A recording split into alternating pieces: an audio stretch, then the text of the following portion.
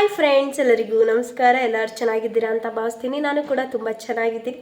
ಇವತ್ತೇನಪ್ಪ ಮಾಡ್ತಾಯಿದ್ದೀನಿ ಅಂದರೆ ನಾನು ನುಗ್ಗೆಕಾಯಿ ಪಲಾವ್ ಮಾಡ್ತಾಯಿದ್ದೀನಿ. ನಾನು ಯಾವ ಥರ ಮಾಡ್ತೀನಿ ಅಂತ ನಿಮಗೂ ತೋರಿಸ್ತೀನಿ. ನೋಡಿ, ಟೇಸ್ಟ್ ಅಂತೂ ಸಖತ್ತಾಗಿರುತ್ತೆ. ಬನ್ನಿ ಯಾವ ಥರ ಮಾಡ್ತೀನಿ ಅಂತ ತೋರಿಸ್ತೀನಿ. ಇವಾಗ ನಾನು ನುಗ್ಗೆಕಾಯಿ ಪಲಾವ್ಗೆ ಮಸಾಲ ರುಬ್ಕೊಳ್ಳೋಕ್ಕೆ ರೆಡಿ ಮಾಡ್ಕೊತಾ ಇದ್ದೀನಿ.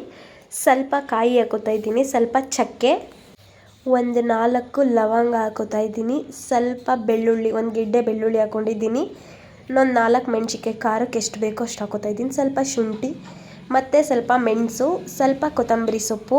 ನಾನಿಲ್ಲಿ ಒಗ್ಗರಣೆಗೆ ಒಂದು ಮೀಡಿಯಮ್ ಸೈಜ್ ಈರುಳ್ಳಿ ತೊಗೊಂಡಿದ್ದೀನಿ, ಒಂದು 4 ಮೆಣಸಿನ್ಕಾಯಿ ಮತ್ತು ಒಂದು ಮೀಡಿಯಮ್ ಸೈಜ್ ಟೊಮೊಟೊ, ಒಂದು ಸ್ವಲ್ಪ ಕೊತ್ತಂಬರಿ ಸೊಪ್ಪು ಮತ್ತು ಬೀನ್ಸು, ಕ್ಯಾರೆಟು ಮತ್ತು ಆಲೂಗೆಡ್ಡೆ, ಗೆಡ್ಡೆಕೋಸು ಮತ್ತು ನುಗ್ಗೆಕಾಯಿ ಇವಿಷ್ಟನ್ನು ಹಚ್ಚಿಟ್ಕೊಂಡಿದ್ದೀನಿ. ತರಕಾರಿನೂ ಹಾಕ್ಬೋದು, ತರಕಾರಿ ಇಲ್ಲದೇ ಮಾಡ್ಬೋದು.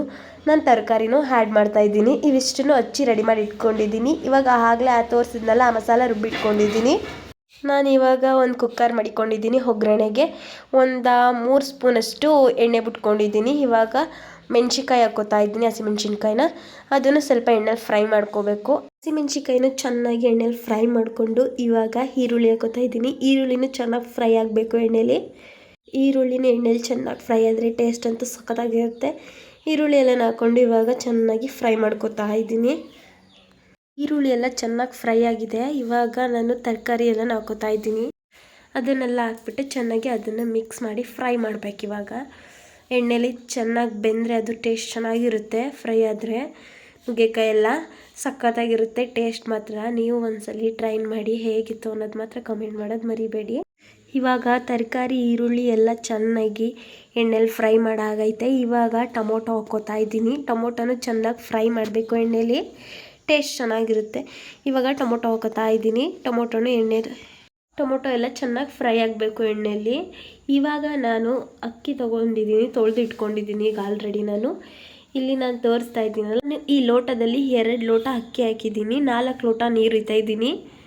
ನೀರು ಜಾಸ್ತಿ ಆಗೋದ್ರೆ ಅನ್ನ ಬೆಂದೋಗುತ್ತೆ, ಅದಕ್ಕೆ ಅಳತೆ ತಗೊಂಡು ಹಾಕ್ತಾಯಿದ್ದೀನಿ. ಇಲ್ಲಿ ತರಕಾರಿ ಟೊಮೊಟೊ ಎಲ್ಲ ಚೆನ್ನಾಗಿ ಫ್ರೈ ಆಗಿದೆ. ಇವಾಗ ನಾನು ಇಲ್ಲಿ ಸ್ವಲ್ಪ ಅರಿಶಿನ ಹಾಕ್ತಾಯಿದ್ದೀನಿ. ಅರಿಶಿನ ಹಾಕ್ಬಿಟ್ಟು ಚೆನ್ನಾಗಿ ಮಿಕ್ಸ್ ಮಾಡಾದ್ಮೇಲೆ ಆಗಲೇ ರುಬ್ಬಿಟ್ಕೊಂಡಿರೋ ಮಸಾಲ ಹಾಕ್ತಾಯಿದ್ದೀನಿ. ಇವಾಗ ಮಸಾಲ ಎಲ್ಲ ಹಾಕ್ಬಿಟ್ಟು ಎಣ್ಣೆಲಿ ಚೆನ್ನಾಗಿ ಸ್ವಲ್ಪ ಫ್ರೈ ಮಾಡ್ಕೋಬೇಕು.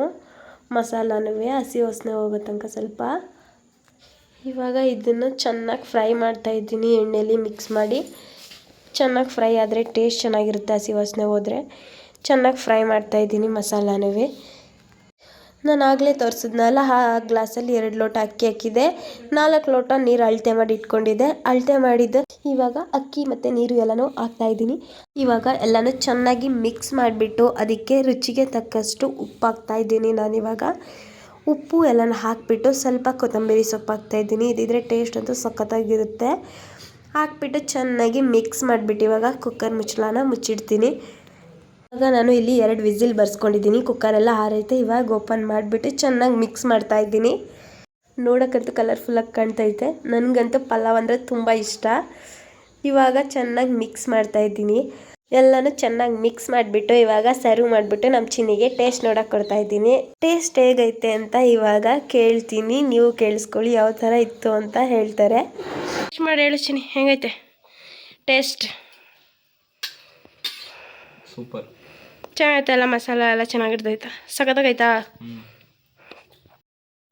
ನುಗ್ಗೆಕಾಯಿ ಪಲಾವ್ ಅಂತ ಸಖತ್ತಾಗಿ ಬಂದಿತ್ತು. ನೀವು ಒಂದ್ಸಲ ಟ್ರೈ ಮಾಡಿ, ಯಾವ ಥರ ಇತ್ತು ಅಂತ ಕಮೆಂಟ್ ಮಾಡೋದು ಮರಿಬೇಡಿ. ಬಾಯ್, ಎಲ್ಲರಿಗೂ ನೆಕ್ಸ್ಟ್ ವೀಡಿಯೋದಲ್ಲಿ ಸಿಗ್ತೀನಿ. ಲೈಕ್ ಮಾಡಿ, ಶೇರ್ ಮಾಡಿ, ಕಾಮೆಂಟ್ ಮಾಡಿ, ಸಬ್ಸ್ಕ್ರೈಬ್ ಮಾಡಿ. ಫೇಸ್ಬುಕ್ಕಲ್ಲಾದರೆ ಮರಿದೇ ಫಾಲೋ ಮಾಡಿ. ಬಾಯ್ ಎಲ್ಲರಿಗೂ.